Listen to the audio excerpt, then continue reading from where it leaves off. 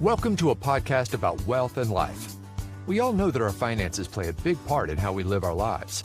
In this podcast, the advisors from Foster and Motley share insights and information about investment and financial planning topics and how they connect to your life. The investments in your portfolio usually grow. At least that's the goal. But those investments may also generate income. So what is portfolio income and what role can it play, especially in retirement? I'm Patrice Sikora with Thom Guidi, a familiar voice on this podcast and an investment manager at Foster and Motley. Hey, Thom, good to see you again. Hi, Patrice. Always good to talk to you. Thom, so talk to me now about portfolio income. Where does it come from? Besides the portfolio, what's in the portfolio? Yeah, the portfolio doesn't do anything by itself. And it's all about the investments that you have and what do they provide? And as you said, long term, you'd hope they provide growth, but we're well accustomed to the fact that growth isn't consistent. The growth 1 out of 4 years is a down year for the stock market. So we can't really count on growth for any short period of time. But income is a lot more consistent. So when we talk about portfolio income or investment income, we're talking about the interest that's paid on bonds or the dividends that are paid on stocks and similar types of investments. So why do we care? I mean, why do we care about a portfolio bringing us income? We've got the investments in it. Isn't that the only important thing? Yeah, as I said, the income is the consistent portion of return. So if you think about a stock market has averaged 8-9% historically, a certain portion of that 8 to 9% is income in any given year. Recently, it's been about 3% of that income, of that performance is income. So the income also comes into the portfolio on a regular basis, meaning that that interest from the bonds, the dividends from the stocks, it flows into the portfolio. You can use that income to reinvest, to rebalance the portfolio. So when the market's down, you'd be buying stocks, or when the market's up, maybe you'd be buying bonds. You can also use that income to pay money out on a regular basis, especially for those folks that are retired, looking to use the resources that they've saved up to fund their retirement. You can use that income to fund those distributions on an ongoing basis to replicate the paycheck that you once had. So basically, when you fund those distributions from the income, the base assets remain the same. You don't have to tap into them. Yeah, you don't have to sell anything. So if it's a bad year for the stock market, which, right now when we're speaking, it's been a bad year for the stock market, but you might listen to this at another time where things look more rosy. But it just boils down to, you don't have to sell something, and maybe you don't want to anyway. Mm-hmm. Now, the companies that pay dividends, specifically looking at stocks, they tend to be higher quality companies. So if you're investing, focusing on the income that a stock is providing, you're targeting those companies that have the financial stability to pay money out to their shareholders on a regular basis and maintain those distributions on a regular basis. Now, companies have shown great creativity in being able to doctor up their financial statements to make themselves look good to the marketplace. But you can't doctor up a dividend. A dividend's real. It's money. It's a check, essentially, written out to all the shareholders of the company. You can't fake that. So there's a certain element of quality when you talk about a company that's paying dividends. So talk to me about durability of income. Dividends and a quality company would be one thing, but talk to me about bonds too. Yeah. So a bond is a debt. It's a loan. So when a company or the government needs money to operate, they can borrow money from the marketplace and repay it with interest. Most usually it's a fixed interest rate to keep things simple. There's some things with variable interest rates, but fixed interest rate, just like 30-year mortgage is fixed, is most typical. They pay it off over time. And at the end of the term of the bond, they're paying back all the principal. So if you issue a 10-year bond, you're giving interest every year during the 10 years, and in the 10th year, you pay back everything that was owed. And that's kind of a typical arrangement. That means that if the company's not doing so good in year 3, they still have to pay interest. Mm-hmm. So there's some consistency there. Money coming in on a regular basis. If you never sell the bond, if you buy it and you don't sell it until it matures, you just wait till you get your money back, till they redeem that bond. As long as that company doesn't declare bankruptcy, it's money good, meaning you get all your money back plus interest. So that in a situation like 2008, let's say, financial crisis, kind of the worst period that we've experienced recently in financial markets. If you're an investor in high quality companies that pay dividends, you're an investor in bonds, government bonds, and even corporate bonds. The experience of most investors was that if you looked at your statement on January 1st of 2008 and December 31st, 2008, that year where a lot changed in the world, your income was about the same. Mm-hmm. So functionally for an investor, there's a lot of comfort in that. Because if your distributions as a retiree are somewhat akin to the income that's being paid out, means you didn't have to sell at those market lows. You could afford to have the patience to wait for the market to recover. And the more you focus on that income, the higher that is, the more it takes care of those ongoing distributions from the portfolio. When I'm in meetings with clients, I meet with planners, one of our financial planners, and some of their favorite examples to show how income is important is to compare an investor in a balanced portfolio to, say, an investor in an apartment building. And if you're an owner of an apartment building, do you really care what the marketplace values that apartment building on a month-to-month or year-to-year basis? No. Especially if you're not selling. Mm-mm.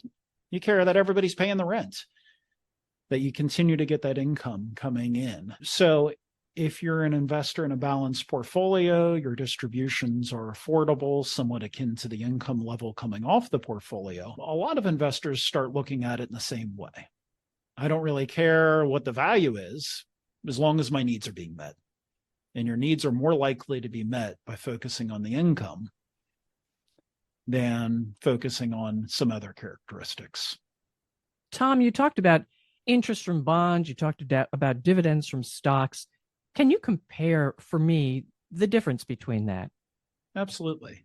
So investors, I keep throwing around this term balanced portfolio, and I think that deserves just a little bit of description. Balanced portfolio is a combination of stocks and bonds. And we say balanced, it means that, somewhere around a 50-50 amount of stocks and bonds. It could be a 60-40, meaning 60% stocks, 40% bonds, but that's the term the industry tends to use for that type of portfolio. That means that the risk is still pretty heavily weighted towards stocks because stocks move more in most years than bonds move. They move up more and they move down more in a bad year. So bonds, the reason you own them is really twofold. One is for stability.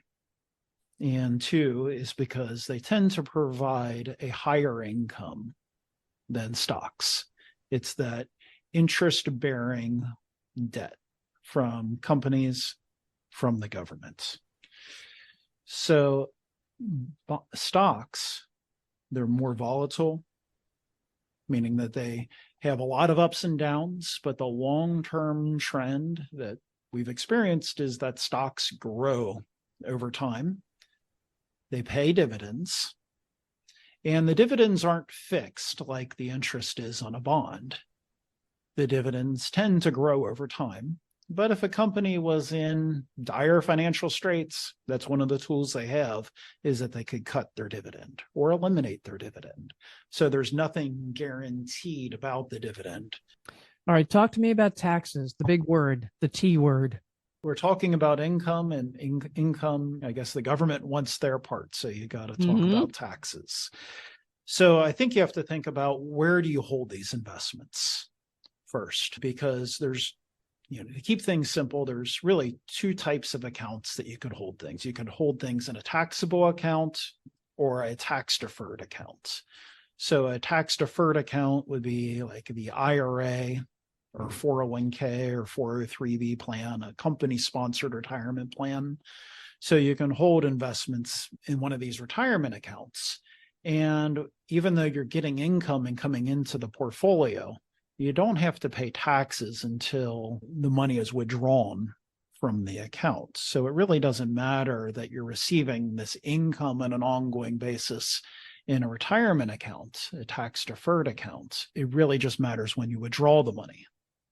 Now, for a taxable account, which would be like a trust account or an individually titled account. Some people call it a brokerage account, or it could be held jointly with two people. Taxes start to matter. So first off, bonds, the interest that they pay is taxable as income, unless it is a municipal bond. So municipal bonds issued by states, local governments, they have a lower rate of interest, but it is federally tax-free interest. Stocks have, their own tax complications. You pay capital gains potentially if you make money on stocks and you sell it down the road, but the dividends are also taxable. And most stocks pay what's termed a qualified dividend. A qualified dividend is a dividend that is now taxed at the same rate as capital gains. Now, what's special about that is capital gains tax rate is always lower than an income tax rate.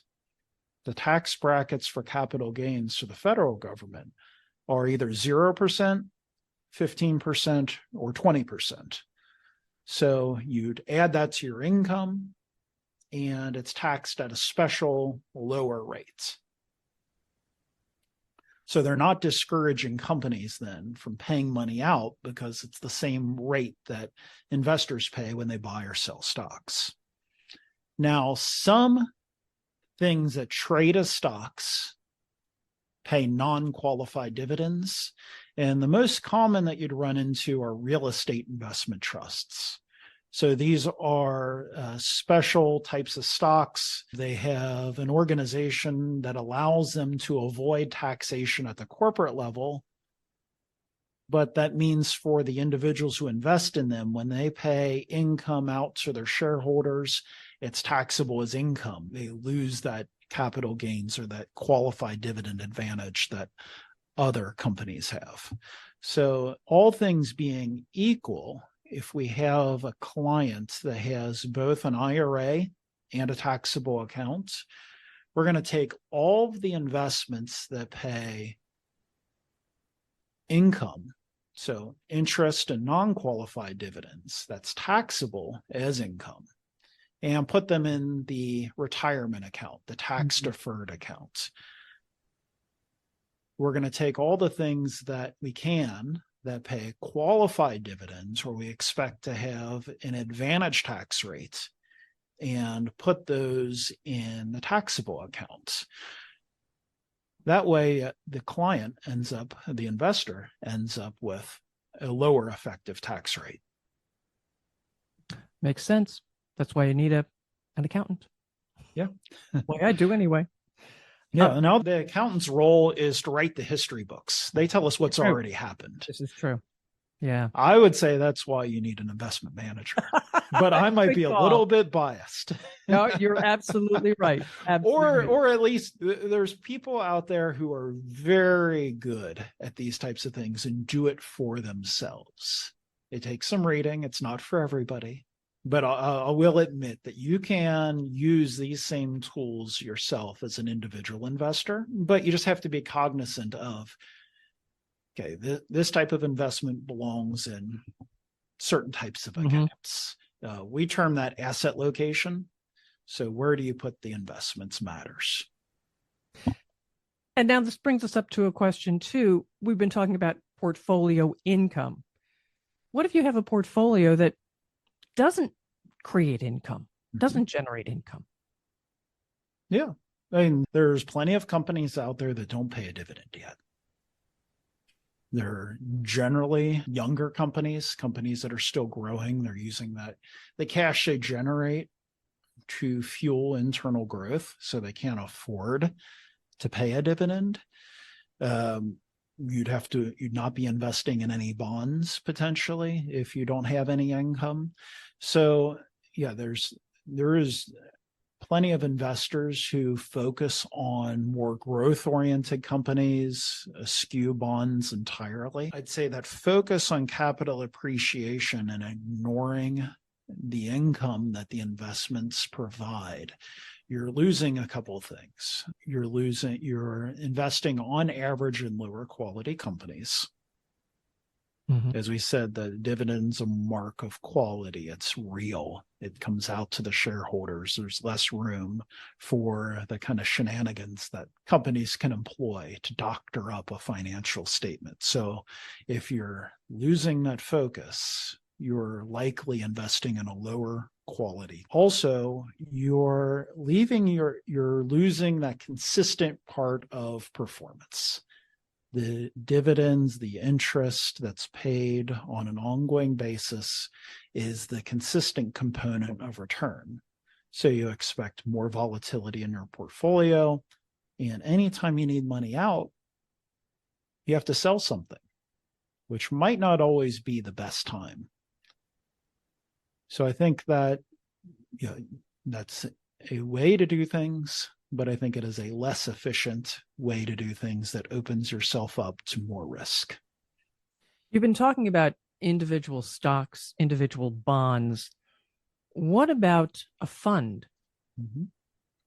Yeah, there's mutual funds that invest in bonds or stocks that pay dividends. There's exchange traded funds, which is really a mutual fund that trades throughout the day on the market that's focused on an on an index, typically. And some indexes are dividend focused. So there are some opportunities to invest in funds that employ some of these same characteristics. The problem on the bond side with some of the mutual funds or exchange traded funds is that they might not produce the level of income that you'd expect. For an example, right now, a U.S. Treasury bond pays 4 to 4.5%, depending on the maturity for that U.S. Treasury. By the time somebody listens to that might sound quaint. I don't know if interest rates are going up or down, but 4 to 4.5% is current. If I go out and I buy an exchange traded fund that invests in U.S. Treasuries, the current distribution yield is just 2. That's a big difference. It's a really big difference. And the reason for that is, as far as I can tell, and I think this is true, is that they've experienced some losses on the exchange traded fund from interest rates rising. It caused all bond prices to fall, which brought interest rates up to where they are today. And they use those losses that are realized to offset income. Now, offsetting income is good from a tax perspective. So you don't have to pay as much in taxes. So there's a positive there, but it means that the portfolio is not getting the same level of cash flow. If you're an investor in individual U.S. Treasuries, you could have made those same tax decisions on your own. You can buy and sell very efficiently U.S. Treasuries and realize losses if it makes sense from a tax perspective. But all along the way, at this point, you'd be getting 4 to 4.5% portfolio income. You'd be getting that consistent component of return. So there is something missing from investing in exchange traded funds. You don't get that same level of income as consistently as you would investing in individual U.S. Treasuries. And it bleeds over to all bonds. From the stock side of things, I think the real disadvantage of the funds that focus on dividends is that too many of them focus on just a few industries that pay high dividends at the expense of portfolio diversification. So a kind of very simple example is they'll have more in something like utilities and less in something like technology stocks. Well, technology is approximately 25% of the U.S. economy as measured by the any index, the S&P 500 index, the valuation for the S&P 500 index. But if your fund only has, say, 7% in technology stocks, you're really missing out on a lot of those opportunities. You're missing out on diversification. There are tech stocks that pay dividends. It's just not at the same level as utility stocks or energy stocks or companies in a few other categories. So I think you can build a portfolio that's well-rounded and still focus on dividends. And you miss that with a lot of what's offered out there with exchange-traded funds, with mutual funds. So what are some steps investors can take to make sure that they have the portfolio that they want? Yeah. If you would like to take a look at the income, it's actually, if you take a look at your brokerage statements, the statement from your financial account, they have a line that shows the income for the portfolio. And generally, it shows position by position how much income that you're receiving. So you can see, where is my income coming from? How much am I getting from all my different stock investments? If I have mutual funds or bonds, how much am I getting from each of those? And take a look, see how much income that you are receiving without even working. It sounds nice. Now, how can listeners reach you, Thom, or other folks at Foster & Motley to talk more about this? Yeah, I think there's two great ways to reach us. The first is over the internet, www.fosterandmotley.com, or you can give us a call, 513-561-6640. And follow this Foster & Motley podcast about life and wealth. Please share with others as well. Thanks for being with us. Thank you for listening to Foster & Motley, a podcast about wealth and life. Click the subscribe button below to be notified when new episodes become available. The information discussed and posted represents the views and opinions of the guest and does not necessarily represent the views or opinions of Foster & Motley. The content has been made available for informational and educational purposes only. The content is not intended to be a substitute for professional financial advice. Keep in mind that rules and regulations are subject to change. Always seek the advice of your financial advisor or other qualified financial service provider with any questions regarding your financial planning and investments. Foster & Motley is not affiliated with any third-party providers. Any mention of a third-party provider does not imply an endorsement of that provider. If you decide to utilize a third-party provider, you do so at your own risk.